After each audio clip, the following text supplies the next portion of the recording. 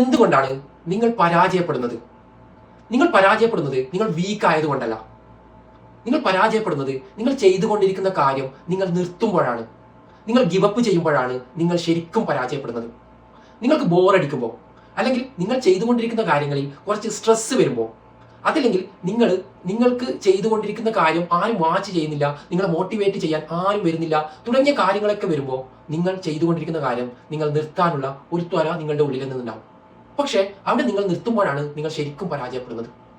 നിങ്ങൾ എപ്പോഴും ശ്രമിക്കേണ്ടത്, ആരും കാണുന്നില്ലെങ്കിലും ആരും നിങ്ങളെ മോട്ടിവേറ്റ് ചെയ്യുന്നില്ലെങ്കിലും നിങ്ങൾ ബോറടിച്ചാലും നിങ്ങൾ സ്ട്രെസ് ആയാലും നിങ്ങൾ ചെയ്യുന്ന കാര്യം നിർത്തരുത്.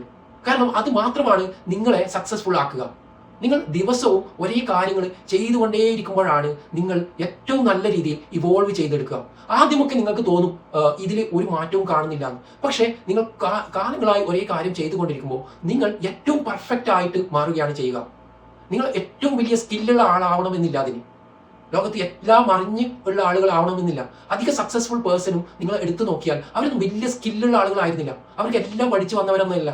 പക്ഷെ അവർ ഈ ഒരു വലിയ സ്കില്ലുള്ള ആളുകളെക്കാളും മുകളിലേക്ക് പോയത് അവർ കൺസിസ്റ്റൻസി ആയിട്ട് അവർ ഒറ്റയ്ക്ക് ചെയ്തുകൊണ്ടിരുന്ന കാര്യം റിപ്പീറ്റ് ആയിട്ട് വളരെ ആത്മാർത്ഥതയോടെ ചെയ്തുകൊണ്ടേയിരുന്നത് കൊണ്ടാണ്.